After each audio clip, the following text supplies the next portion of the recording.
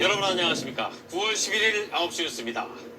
의사와 의대생 커뮤니티에 올라온 충격적인 글이 세상에 알려지면서 커다란 파문이 일고 있습니다. 매일 1000명씩 죽어 나갔으면 좋겠다라는 내용의 글도 있는데 정말 이 글의 작성자가 사람의 생명을 다루는 의사인지 밝히기 위해서 정부는 수사를 의뢰했습니다. 첫 소식 김하은 기자가 보도합니다. 의사와 의대생만 가입할 수 있는 커뮤니티에 올라온 글입니다. 응급실 뺑뺑이 사태를 조롱하거나 환자들에 대한 비상식적인 발언이 눈에 띕니다. 응급실을 돌다 죽어도 아무 감흥이 없다거나 매일 1000명씩 죽어나갔으면 좋겠다는 글도 있습니다. 게시글들이 공개되자 정부는 유감스럽다며 응급의료법 위반 등의 혐의로 경찰에 수사를 의뢰했습니다. 선배 그리고 동료 의사들께서는 일부 의사들의 부적절한 행동을 바로 잡아주시기 바랍니다. 응급실 근무 의사의 신상을 공개하는 이른바 블랙리스트 수사도 속도가 빨라지고 있습니다. 경찰이 용의자 2명을 특정해 압수수색을 벌인 데 이어 추가로 3명을 입건해 수사하고 있습니다. 이딴 논란에 의료계 내부에서도 자성의 목소리가 나오고 있습니다. 한 사직 전공의는 불법적 행동은 신중해야 한다며 이번 사태로 전공의들이 쌓아온 명분이 무너질까 걱정된다고 밝혔습니다. 이런 가운데 정부는 오늘부터 비상응급 대응체제에 돌입했습니다. 오는 13일부터는 대형병원 응급실을 찾는 경증 환자는 진료비의 90%를 본인이 부담해야 합니다. 중증 응급 환자를 수용할 수 있는 거점 지역응급의료센터 15곳도 이번 주 안에 지정을 마무리할 예정입니다. KBS 뉴스 김하은입니다. 의료개혁을 논의하는 여야 의정협의체 의사들의 참여를 이끌어내기 위해서 여당 지도부가 총력전을 펼치고 있습니다. 일부 의료단체는 참여 의사를 밝힌 걸로 알려졌습니다. 이은우 기자가 보도합니다. 연이어 응급실 현장 점검에 나선 국민의힘 지도부. 환자 곁을 지키는 의료진에 감사드린다며 당 차원에서 적극 지원하겠다고 밝혔습니다. 앞서 15곳 의료단체의 여야 의정협의체 참여 요청 공문을 보낸 데 이어 의료계 설득을 위한 총력전에 나선 겁니다. 본인들 요구에 부심할 수 있도록 저희들이 같이 해서도 할 예정이고 필요한 부분은 여러 가지 재정적인 지원, 행정적인 지원을 전국적으로 많은 설립 예정입니다. 한동훈 대표 역시 부산을 찾아 약 열흘 만에 또다시 의료진 면담에 나섰습니다. 한 대표는 협의체에 참여하겠다는 의료계 일부 단체라도 있다면 먼저 출발해야 한다고 당부했습니다. 의료단체가 대부분 내지는 얼마 이상 이렇게 참여할 때까지 기다린다라고 하기에는 상황이 절박하지 않나요? 일단은 의료계가 어느 정도라도 참여해 주시면 그래서 서로 시작하는 게 저는 필요하다고 생각해요. 당 핵심 관계자는 KBS에 일부 의료단체가 협의체 참여 의사를 밝혀왔다면서도 주요 단체인 전공의 단체 등이 참여 의사를 밝히지 않아 협의가 필요하다고 설명했습니다. 반면 의료계에선 정부를 신뢰할 수 있을 만한 실효적인 조치가 먼저 이뤄져야 믿고 협의체에 들어갈 수 있지 않느냐며 2025학년도 의대 증원 재논의를 조건으로 내걸었습니다. 당초 국민의힘은 추석 전 협의체 출범을 목표했지만 의료계 참여 여부를 놓고 난항을 겪는 상황. 정부와 국민의힘은 내일 당정협의회를 열고 전공의 처우 개선 등 의료계 설득을 위한 대책 논의에 나섭니다. KBS 뉴스 이윤우입니다. 추석 연휴 동안의 의료 공백을 막기 위해서 전국의 지자체들이 해당 지역 의사회와 함께 휴일날 문 여는 병원과 약국을 미리 지정해서 시민들에게 알리기로 했습니다. 이번 추석에 문 여는 병원은 지난 설 때보다는 더 늘어날 전망입니다. 김민경 기자가 보도합니다. 의료 공백 사태 속에 추석 연휴를 맞게 되자 서울시는 서울시 의사회 등과 비상진료 대책을 논의했습니다. 경증 환자가 응급실을 찾기 전에 동네 병의원에서 쉽게 진료받을 수 있게 하자는 게 핵심입니다. 이를 위해 서울시는 연휴 기간 문 여는 병원 5,900여 곳, 문 여는 약국 6,500여 곳 등 12,000여 곳을 지정해 운영합니다. 이에 따라 서울에는 지난 설보다 2배가량 늘어난 규모인 하루 평균 2,500곳의 병의원과 약국이 문을 엽니다.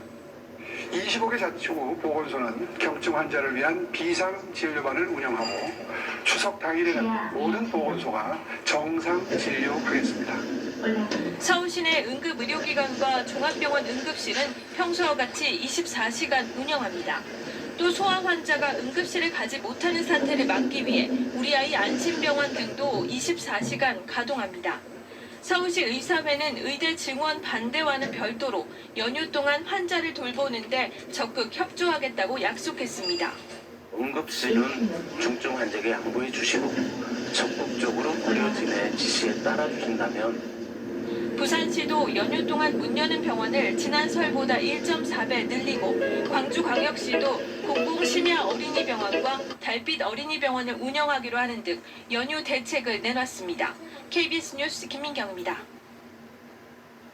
내년도 대입 수시 모집이 시작된 가운데 신입생 수가 크게 늘어난 의대의 경우 지금까지 수시 모집 정원에 11배 가까운 지원자가 몰렸습니다. 의대 증원 여파로 올 수능에서는 이른바 N수생 숫자가 21년 만에 가장 많은 걸로 나타났습니다. 주현지 기자 보도입니다. 60여일 앞으로 다가온 2025학년도 대학 수학 능력 시험.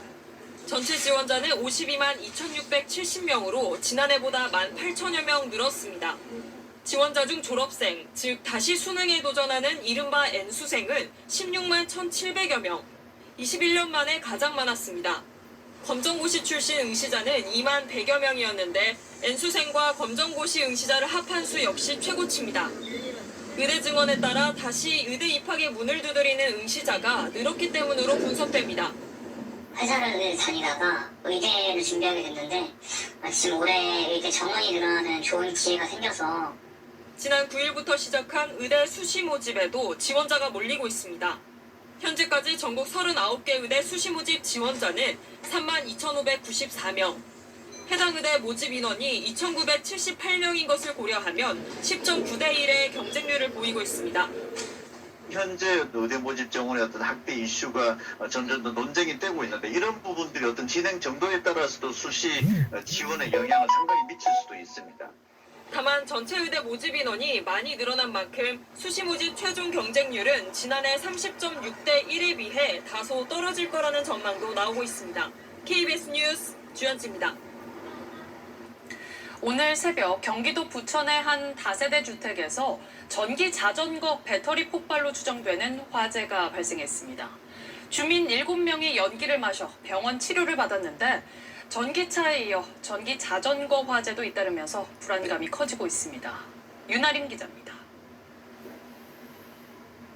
소방대원들이 다급하게 호스를 설치하고 놀란 주민들이 건물을 빠져나옵니다. 그 수건에 물 적셔서 얼굴 가리고 막 뛰어내갔거든요. 트레이닝복 입고 있었는데 근데 그게 녹았어요. 오늘 새벽 0시 반쯤 경기도 부천의 한 다세대 주택에서 불이 나 주민 7명이 연기를 마셔 병원으로 옮겨졌고 다른 주민들은 긴급 대피했습니다. 불은 2층 작은 방에 있던 이 전기 자전거 배터리에서 시작된 것으로 추정됩니다.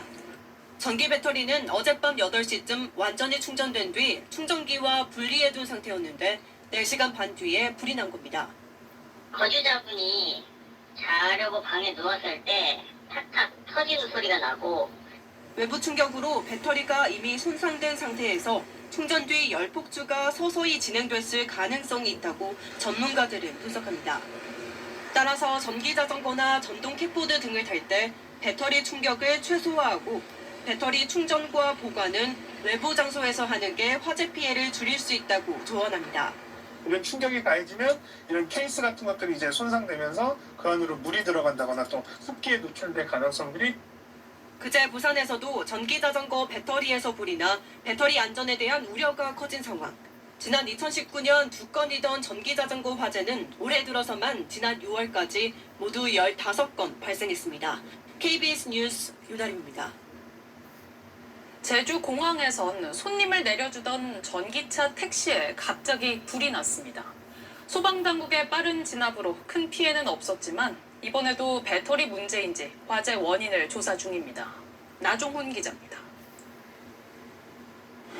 도로에 멈춘 택시에서 희뿌연 연기가 피어오릅니다. 소방대원들이 차 아래쪽에 물을 뿌리고 트렁크를 열어 열을 식힙니다. 오늘 오전 제주공항 대합실과 연결된 고가도로를 달리던 택시에서 갑자기 불이 난 겁니다. 택시는 국산 배터리를 이용하는 전기차였습니다. 유리창에서 연기가 많이 나왔습니다. 다 나왔어요. 뭐 사방팔방으로 본네트도 나오고 트렁크 쪽으로 나오고 옆 유리창도 나오고. 택시기사는 손님을 내려주기 위해 공항에 잠시 정차했을 때 배터리가 있는 트렁크 쪽에서 이상한 소리가 났다고 밝혔습니다. 손님 딱 내려서 문 여는데 뒤에서 팍 소리 나더라고요. 그래서 딱 다시방을 보니까 전기 말이 이상이 있습니다 해서 빨간불이 딱 들어와서 근데 조금 그냥 5초도 안 돼서 연기가 꽉 차는 거예요. 소방당국이 전기차 화재 진압용 질식 수화포를 씌우고 30분 만에 불길을 잡아 다행히 큰 피해는 없었습니다. 불이 났던 전기차입니다. 추가적인 화재를 막기 위해 화재 발생 3시간이 지난 지금까지도 배터리 부분에 물을 뿌리고 있습니다. 소방당국과 경찰은 배터리를 분리해 차량 제조사와 함께 정밀 감식할 계획입니다. 올해 1월부터 지난달까지 국내에서 발생한 전기차 화재는 24건, 이 가운데 주행 중 불이 난 경우는 5건이었습니다. KBS 뉴스 나종훈입니다. 번호판을 가리고 난폭 운전을 해 도로 위 무법자라 불리는 폭주족 일당이 경찰에 검거됐습니다. 이들은 지난 3.1절 심야에 부산 도심을 질주했는데 경찰이 6개월 동안 CCTV 수십 개를 분석해 덜미가 잡혔습니다. 이준석 기자입니다. 폭주족들이 경적을 울리며 도로를 휘젓습니다.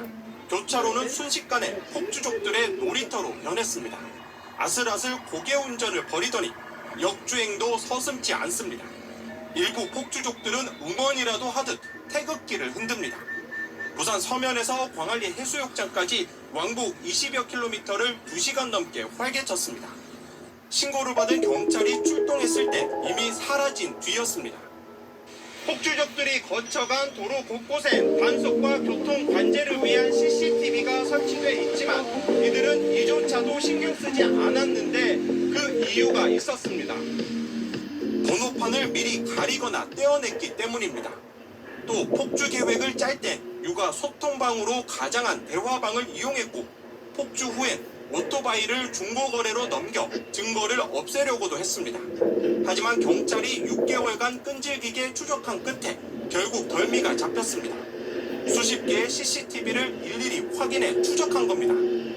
CCTV 동선 추적을 했습니다. 그리고 역으로 출발을 어디쯤에서 했을까 이렇게 역으로도 추적을 했고 그다음 오픈 채팅방을 압수수색해서 붙잡힌 폭주족은 모두 26명, 이 가운데 22명이 10대였습니다. 일부는 무면허에 보험도 가입하지 않은 상태였습니다. 경찰은 번호판과 얼굴을 가린다고 못 잡는 게 아니라며 앞으로도 단속을 강화해 나갈 거라고 밝혔습니다. KBS 뉴스 이준석입니다. 열 경련으로 의식을 잃은 22개월 아기가 경찰의 도움으로 서울 도심 퇴근길을 뚫고 빠르게 응급실로 가 무사히 치료를 받은 일이 뒤늦게 알려졌습니다. 순찰차에 응급 환자가 있다는 알림에 도로 위 모든 차량이 길을 내줘서 만든 기적 같은 일이었습니다. 최민영 기자입니다. 퇴근 시간 서울 여의도. 꽉 막힌 도로에 길이 열렸습니다. 경찰 순찰차가 지나갈 수 있도록 운전자들이 길을 내준 겁니다. 순찰차에는 열경련으로 의식을 잃은 22개월 아기가 타고 있었습니다. 119를 기다릴 수 있는 상황도 아닌 것 같고 퇴근 시간이라서 오래 걸릴 것 같다고 판단이 들어서 의식을 잃은 아기를 병원으로 데려가던 부모가 교통체증으로 차가 멈추자 경찰에 도움을 요청한 겁니다.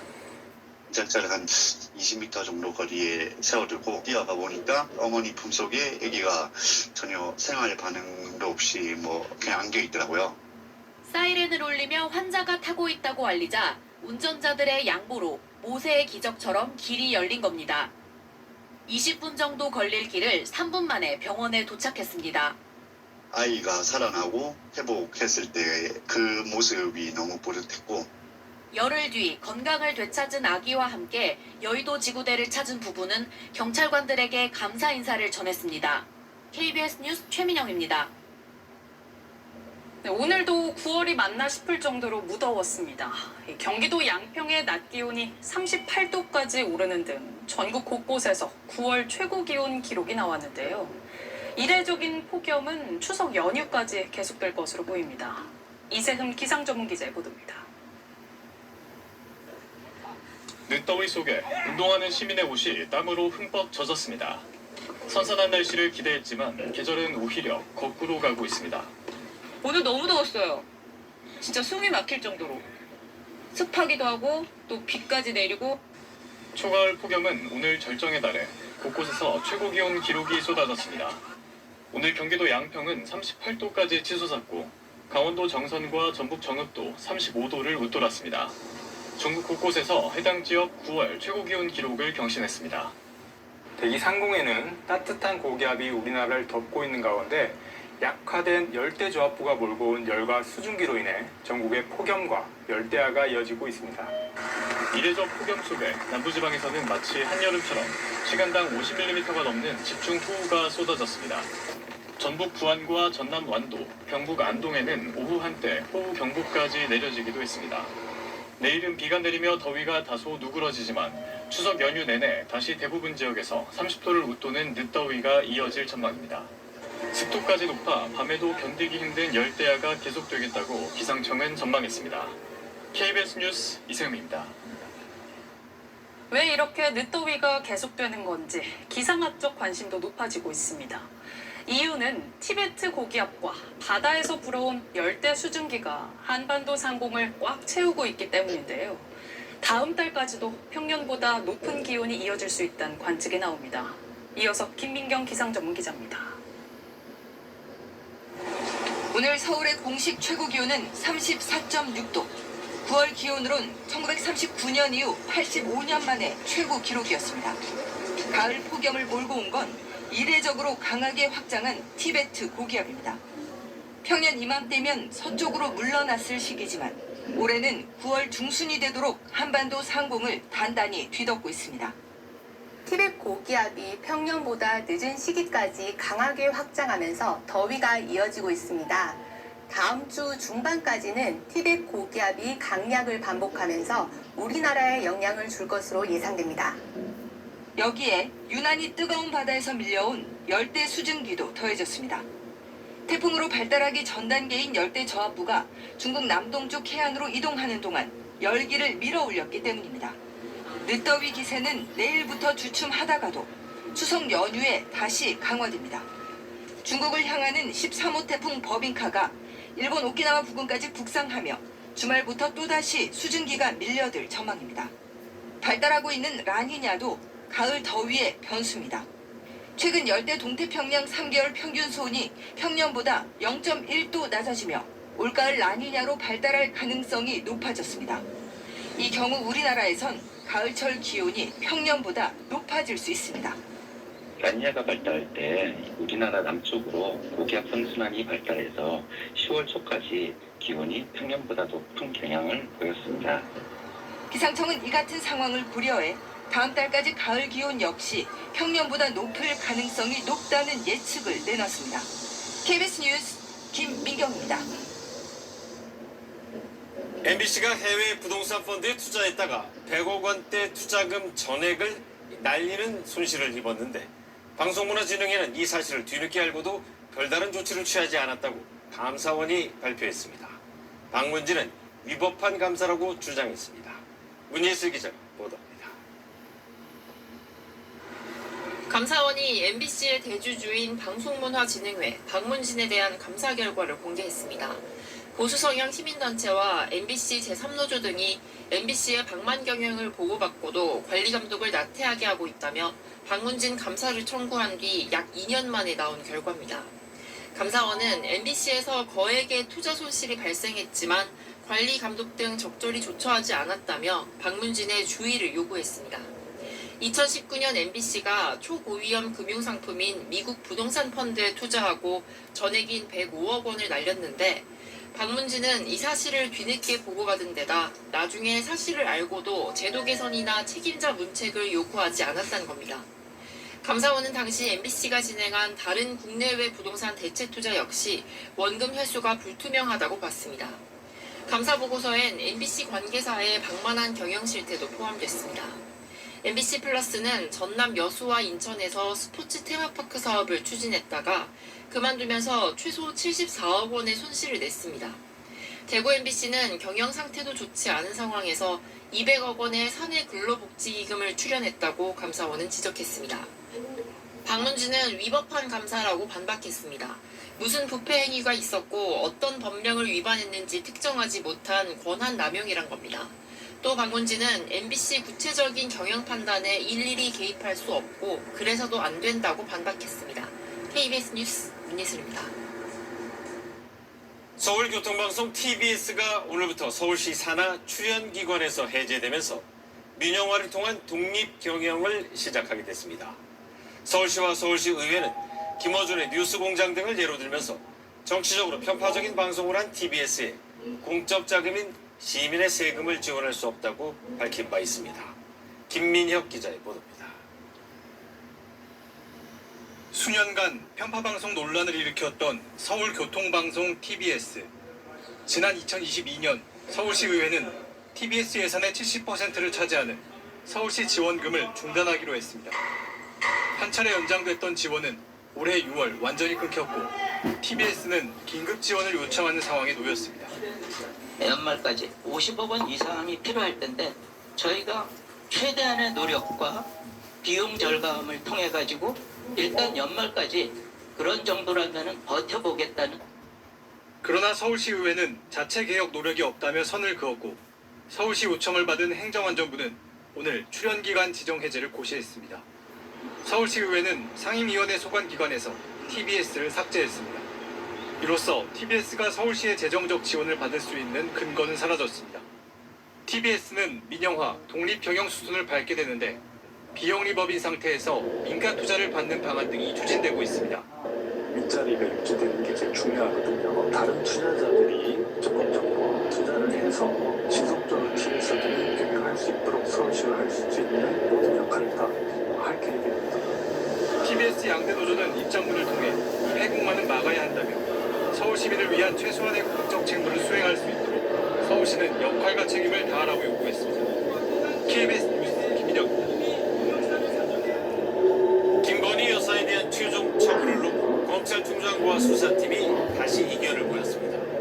수사팀은 외부 인사들로 구성된 수사심의위원회까지 만장일치로 불기소를 내린 만큼 이를 수용하자고 했지만 이원석 검찰총장은 최재형 목사에 대한 수사심의위원회 개최를 이유로 들면서 차기 총장에게 결정을 미뤘습니다. 김영훈 기자입니다. 자신의 임기 내에 김 여사의 국가 가방 유혹 사건을 마무리하겠다고 밝혔던 이원석 검찰총장. 통상적인 운영 과정을 살펴보면 이내에 마칠 수 있을 것이라고 생각합니다.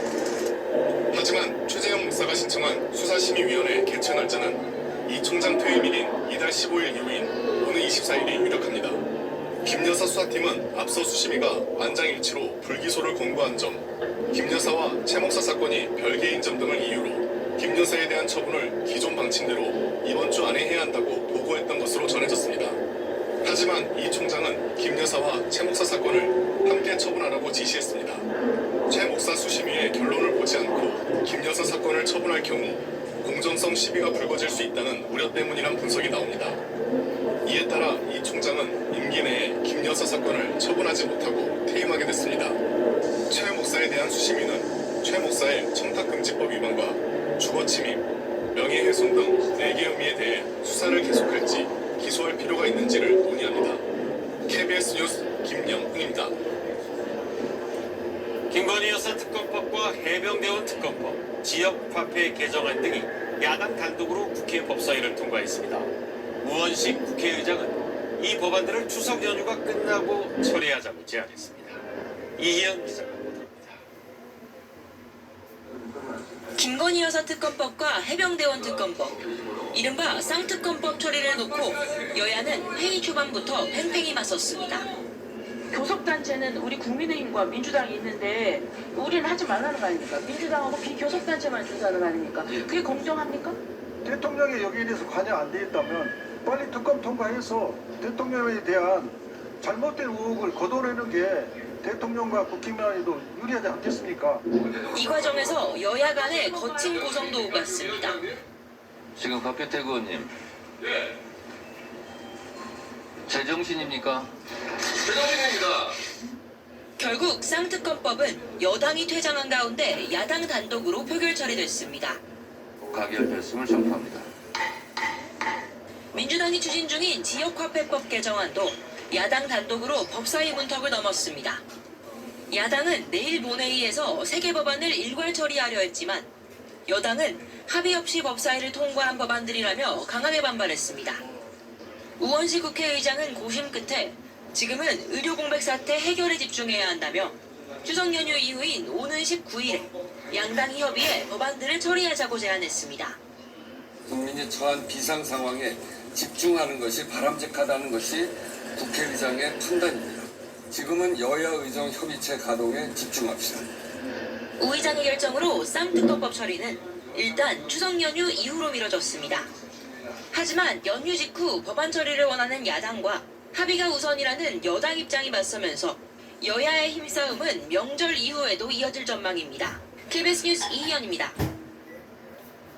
미국 대선의 최대 변수로 꼽혔던 TV 토론에서 해리스 부통령과 트럼프 전 대통령이 그야말로 한치의 양보 없는 치열한 공방을 벌였습니다. 먼저 TV 토론의 내용을 워싱턴 조혜진 특파원이 보도합니다. 해리스 부통령과 트럼프 전 대통령의 악수로 시작된 TV 토론. Kamala Harris. It's a good debate. 두 후보의 첫 만남. 마이크가 꺼져도 상대 발언 도중 끼어들며 신경전을 벌였습니다. He is more interested in defending himself than he is in looking out for you. Wait a minute, I'm talking now. You don't mind, please.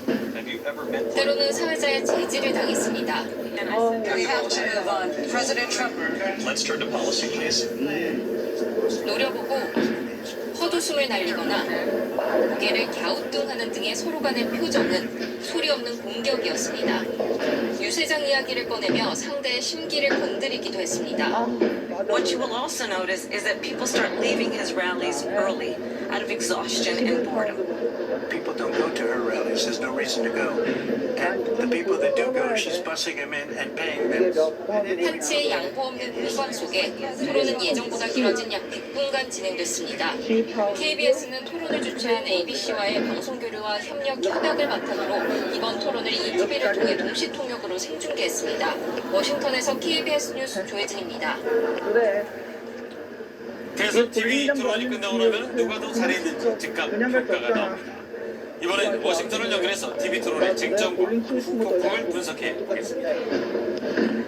자, 김지숙 특파원, 우리에겐 북핵 문제가 가장 관심이 있었는데 미국에서는 어떤 이슈가 제일 큰 쟁점이었습니까?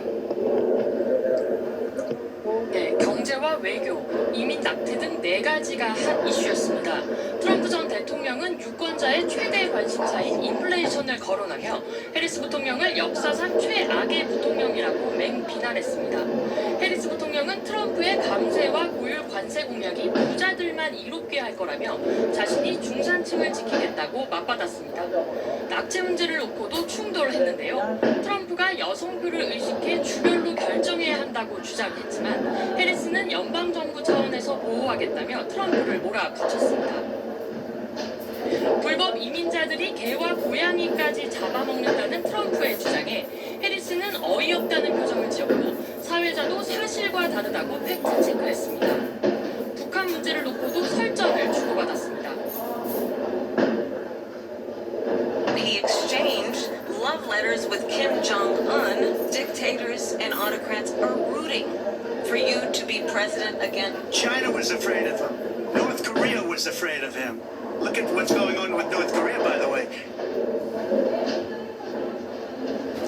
네, 바이든 대통령 같은 경우도 TV 토론의 여파로 사퇴를 한 건데, 자, 그곳에서 둘 중에 누가 더 잘했다는 평가가 나옵니까?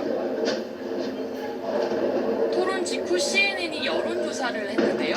유권자의 63% 18%가 해리스가 더 잘했다고 답변하면 트럼프가 더 잘했다는 답변은 37%에 그쳤습니다. 해리스가 미끼를 던지며 자극했고 트럼프는 여기에 낚여 평정심을 잃고 흔들렸다는 분석이 나옵니다. 해리스 캠프는 2차 토론을 제안했지만 트럼프 전 대통령은 회의적인 반응을 보였습니다. 지금까지 워싱턴에서 KBS 뉴스 김지숙입니다. 미국 대선에서 TV 토론만큼이나 영향력을 미친다는 또 다른 변수가 있습니다. 바로 세계적인 팝스타 테일러 스위프트인데요. 그녀가 해리스 부통령에 대한 공개 지지를 선언했습니다. 초접전인 미국 대선에 어떤 영향을 주게 될지 임세영 기자가 분석했습니다. 테일러 스위프트는 토론회 직후 인스타그램에 글을 올렸습니다. 후보들을 나름 연구해봤다면서 대선에서 해리스 부통령에게 투표하겠다고 밝혔습니다. 그는 해리스가 권리와 대의를 위해 싸우고 또 침착하고 재능 있는 지도자라며 혼돈이 아닌 차분함으로 나라를 이끌 때 더 많은 걸 성취할 수 있다고 결심 배경을 설명했습니다. 스위프트는 인스타그램 팔로워만 2억 8천만 명에 미국 성인의 절반 이상이 팬을 자처할 정도로 막강한 영향력을 갖고 있습니다. She is a cultural icon. Something big has happened in the world in terms of the energy and vibrancy. 트럼프 전 대통령은 3주 전 스위프트가 자신을 지지한다는 내용의 가짜 사진까지 게시하며 지지를 탐냈지만 스위프트는 오히려 잘못된 정보를 바로잡기 위해 해리스 지지 사실을 공개한다고 밝혔습니다. 유명 인사의 지지가 꼭 당선으로 이어지는 건 아닙니다. 하지만 스위프트의 지지는 이번 토론보다 더 큰 변화를 대선판에 가져올 수 있다는 평가가 미국 언론에서 나오고 있습니다. KBS 뉴스 김상입니다. 베트남 태풍 피해가 커지고 있습니다. 태풍 야기가 휩쓸고 간 북부 지역을 중심으로 홍수와 산사태 등이 잇따르면서 인명과 재산 피해가 늘어나고 있습니다. 베트남 북부 지역에 위치한 수도 하노이 현지를 정윤섭 특파원이 취재했습니다. 베트남의 수도 하노이를 가로지르는 홍강. 주인 잃은 선박들이 강 위를 표류하더니 교량에 충돌합니다. 강 주변 시설과 주택들은 불안한 강물에 잠겼습니다.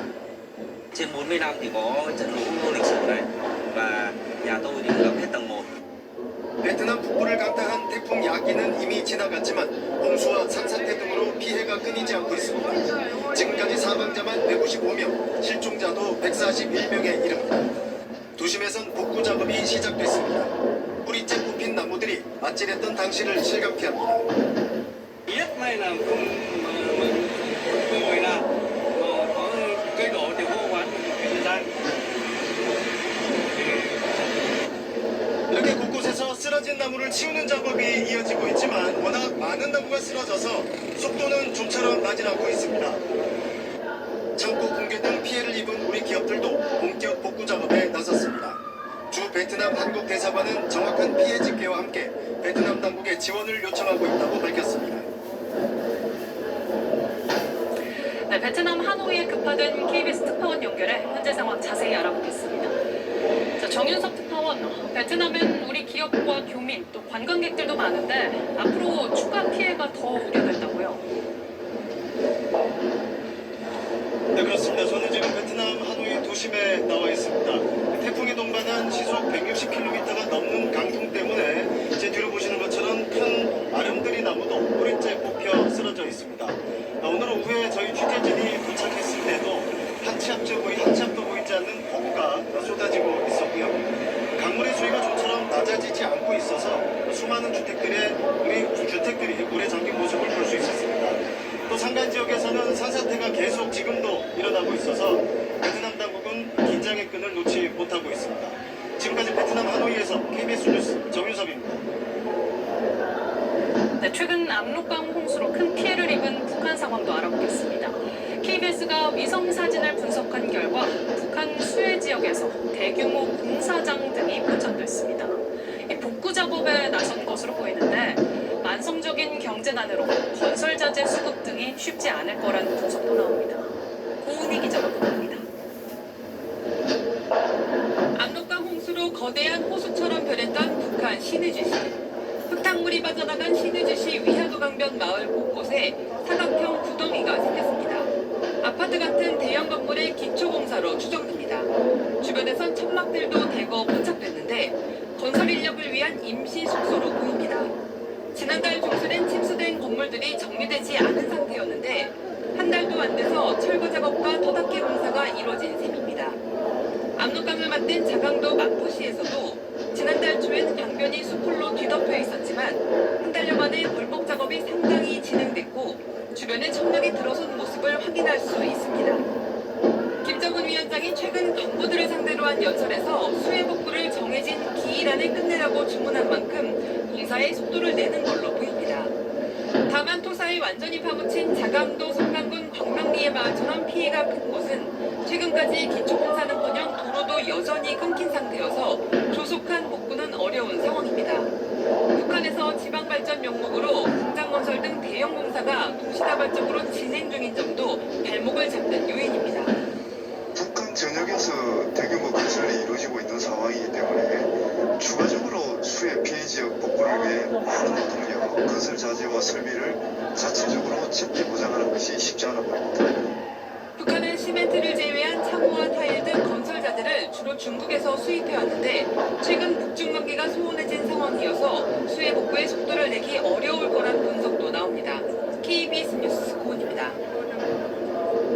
국제인권단체인 세계기독연대가 2024년 북한 인권보고서를 발표했습니다. 처벌과 단속이 강화됐음에도 북한 젊은 층을 중심으로 유행 콘텐츠 등 북한 밖의 세상에 대한 관심이 과거보다 높아진 것으로 나타났습니다. 김경진 기자가 취재했습니다. 국제인권단체 CSW는 최근 10년 사이 북한의 가장 큰 변화 중 하나로 외부 정보 유입을 꼽았습니다. 반동사상문화 배격법 도입으로 위험이 커졌는데도 젊은 세대를 중심으로 외부 콘텐츠에 대한 수요가 계속 늘고 있다는 겁니다. 우리 정부가 8.15 통일 독트린에서 북한 주민의 정보 접근권 확대를 강조한 것과 관련해서 무작위적인 정보 살포보다는 정보를 원할 때만 접근할 수 있는 라디오나 휴대전화 투입이 더 바람직하다고 조언했습니다.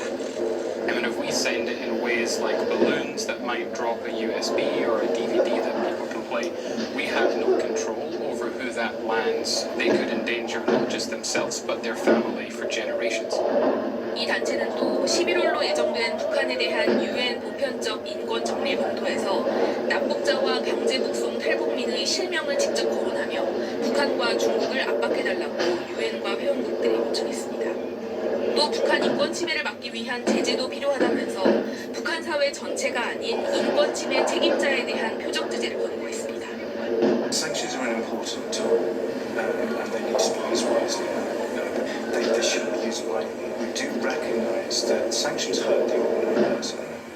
Sanctions don't hurt the Kivik dynasty. 이 단체는 또 국제형사재판소 등에서 책임 규명을 위한 사법적 수단을 강구해야 하며 특히 우크라이나 전쟁 종법으로 김정은 위원장을 ICC에 회부해야 한다고 주장했습니다. KBS 뉴스 김경진입니다.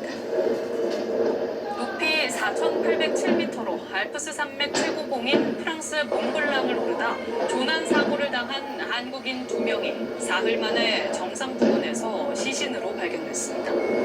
이들은 산악회 회원인 50대 남성과 40대 여성으로 지난 7일 등반에 나섰다가 갑작스러운 기상 악화로 하산하지 못해 변을 당했습니다.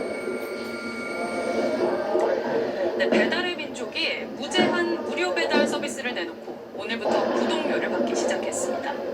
그런데 점주와 소비자 사이에서 이 무료 배달이 실제 공짜가 아니라는 목소리가 나오고 있는데요. 실상은 무엇인지 이도윤 기자가 취재했습니다.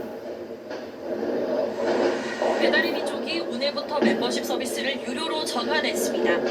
무료 배달 서비스 체험 기간을 끝내고 돈을 받기 시작한 겁니다. 달에 약 4,000원을 내면 사실상 무제한 무료 배달이 가능합니다. 그런데 이 무료 배달 정말 공짜일까요? 점주와 소비자에 물어봤습니다.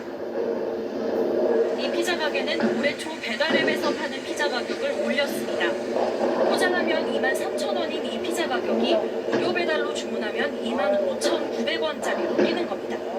점주는 배달앱들이 점주들로부터 받는 수수료를 높이기 시작했기 때문이라고 말합니다. 수수료가 올라가는데 그 수수료 비싼 쪽으로 주문을 많이 밀어 넣으니까 저희가 마진이 적어지면은 손 놓고 죽을 수는 없잖아요. 멤버십 가입자가 이 피자를 한 달에 3번 주문한다면 배달비는 9,000원 아끼지만 멤버십 비용 3,990원에 피자값은 8,700원을 더 내게 됩니다.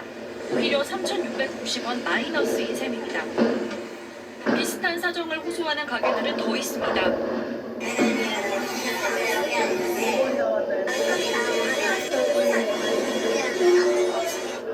이 때문에 당장 배달비를 아끼는 것 같지만 무료 배달이 결국 소비자 부담으로 돌아간다는 지적도 나오고 있습니다. 어플 자체 하나로 인해서 두 쪽이 다 죽는 거니까 어떻게 보면 여기 소비자는 소비자대로 큰 배달비를 내면서까지 이걸 먹어야 되나. 가맹점주 단체들은 배달의비 쪽을 공정위에 신고하겠다는 방침을 밝혔습니다. KBS 뉴스 이도현입니다. 방송통신심의위원회는 딥페이크 등 디지털 성범죄 영상물과 관련해 텔레그램 측과 조만간 양자 실무 협의를 하기로 했다고 밝혔습니다. 방심위는 텔레그램 측에 디지털 성범죄 정보 삭제 요청에 즉각 회신하는 등 원활한 소통이 이루어지고 있다고 전했습니다. 6.25 전쟁 당시 연합군 전세를 역전시킨 승리의 기록이죠. 인천 상륙작전의 기념식과 시가행진이 살아있는 역사의 기록인 참전용사들의 참여 속에 거행됐습니다. 인천시는 75주년인 내년에는 국제행사로 만들겠다는 비전도 제시했습니다. 이정민 기자입니다. 6.25 전쟁에 참전했던 22개국 군기가 입장하고 군인들의 구축을 받은 참전용사들이 박수를 받으며 걸어나옵니다. 74년 전 9월 15일 작전명 프로마이트로 실시됐던 인천 상륙작전을 기념하는 자리. 작전을 직접 치렀던 구순 노병은 여전히 힘찬 경례를 잊지 않습니다. 당시 우리 병은 메가다 장군의 명령에 따라 돌격해안, 적색해안에 상륙하여 진지의 수호 기관총을 난사하며 저항하는 북한군들의 총알을 피해 하나하나 진지를 탈환하였습니다. 2차 대전 이후 최대 규모의 상륙작전이었던 인천 상륙작전. 작전의 성공으로 후방까지 빌렸던 연합군은 90일 만에 서울을 되찾고 전세를 뒤집었습니다. 전쟁에 참여하신 그 어르신들의 노고에 감사하면서 항상 그 기억을 잊지 않았으면 좋겠습니다. 해군과 해병대 등 1,800여 명과 전차와 장갑차가 동원된 시가행진도 펼쳐졌습니다. 인천 상륙작전은 전쟁의 역사가 아니라 진정한 평화와 자유를 지키는 상징으로 남겨질 것입니다. 인천시는 내년에는 미국과 영국 등 출전 8개국 정상을 초청해 인천 상륙작전 기념식을 대규모 국제 행사로 키우겠다는 계획을 밝혔습니다. KBS 뉴스 이정민입니다.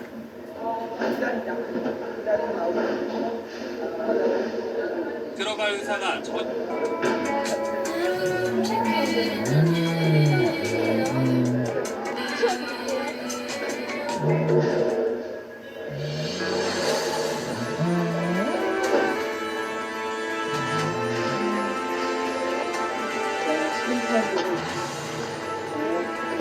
여러분 안녕하십니까. 여야와 정부 그리고 의료계가 함께하는 협의체에 일부 의료단체라도 참여한다면 추석 전에 신속하게 협의체가 출범해야 한다고 한동훈 국민의힘 대표가 말했습니다. 한 대표는 그 협의체에 참여하는 걸 긍정적으로 검토하는 의료단체가 있다고도 했는데 저희가 취재한 단체들은 대체로 부정적인 반응을 보였습니다. 오늘 첫 소식 안희재 기자가 전하겠습니다. 부산대병원 응급실을 찾은 한동훈 국민의힘 대표.